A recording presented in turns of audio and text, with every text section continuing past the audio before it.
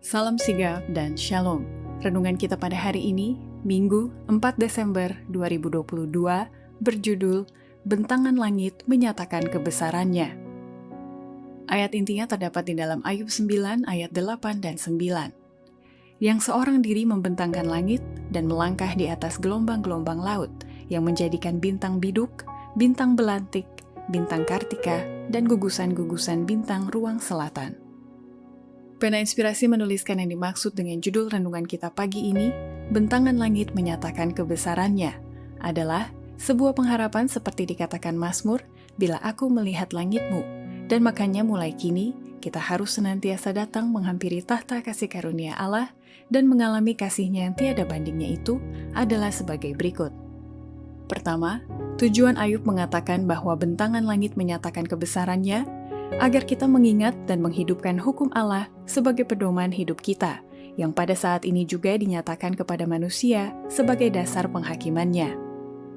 Maka kelihatanlah di langit sebuah tangan yang memegang dua loh batu yang terlipat. Berkata Nabi itu, langit memberitakan keadilannya, sebab Allah sendirilah hakim.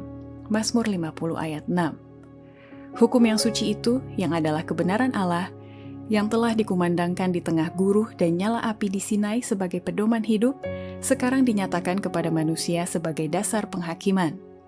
Tangan itu membuka kedua loh batu tersebut, dan tampaklah dasar-dasar dari 10 hukum itu yang dituliskan dengan pena api.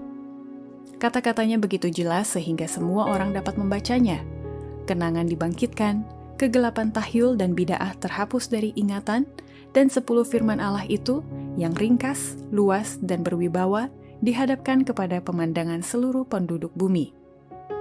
Kedua, tujuan Ayub mengatakan bahwa bentangan langit menyatakan kebesarannya, agar hati setiap orang dengan penuh kasih yang mendalam bangkit rasa syukur yang segar dengan menyaksikan kemuliaan Allah di langit lewat setiap bintang yang berkilauan dan ciptaannya yang lain yang sesungguhnya menuliskan nama Allah.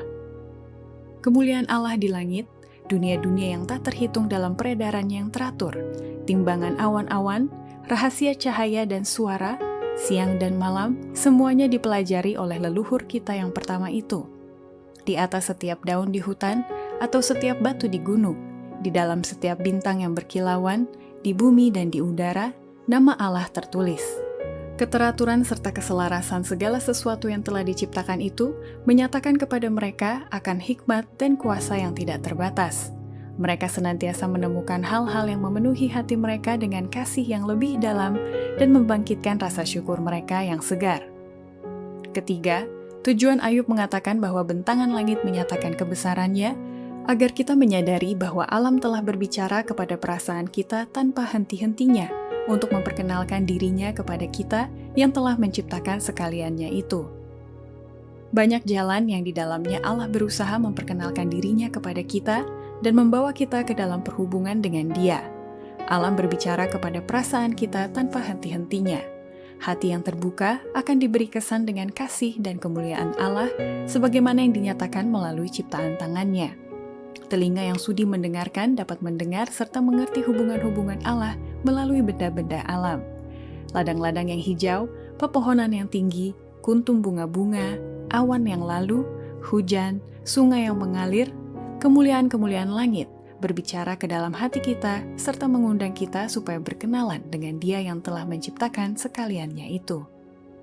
Keempat, tujuan Ayub mengatakan bahwa bentangan langit menyatakan kebesarannya, agar segala perkara yang terjadi di sekitar kehidupan kita sehari-hari, semuanya dihubungkan dengan firman kebenaran itu.